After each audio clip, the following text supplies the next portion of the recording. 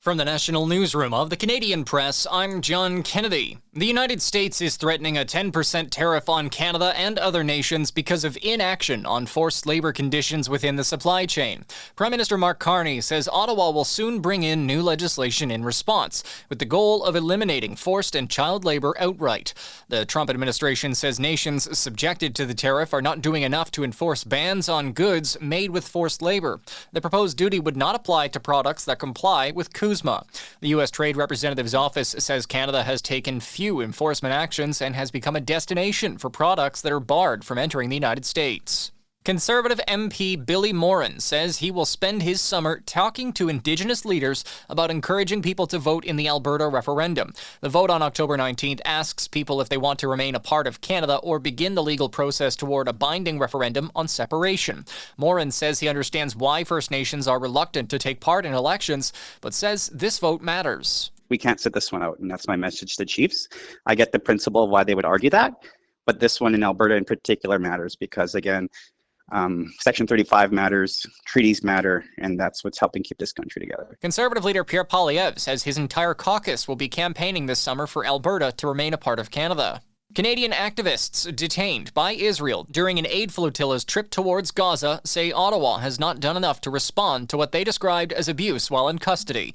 Speaking on Parliament Hill, participant Eyab Lotayev alleged Israeli officials beat detainees and deprived them of basic human necessities. Another activist, Safa Chebi, says officials removed her hijab and forced detainees to endure harsh conditions.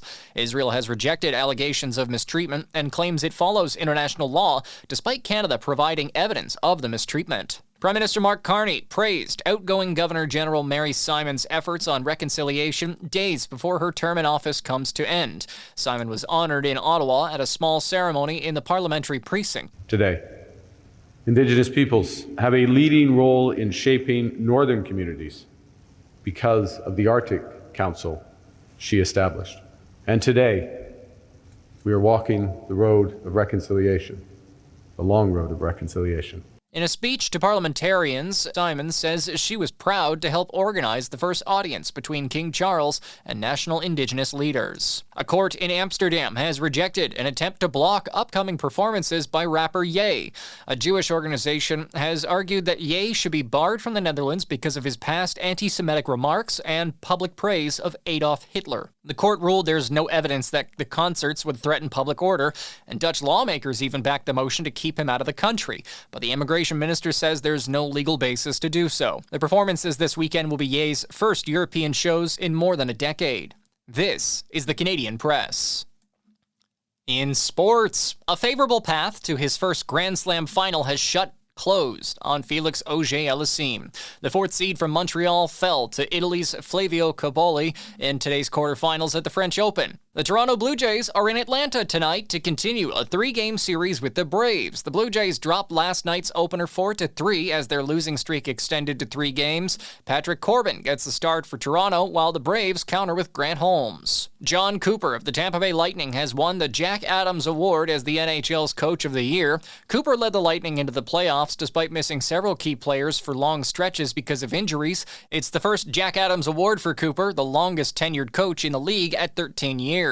Sandy Brondello made her return to New York tonight as the Toronto Tempo faced the Liberty in WNBA action. Brondello coached the Liberty to a championship in 2024, but was let go after last season. From the Canadian Press, I'm John Kennedy.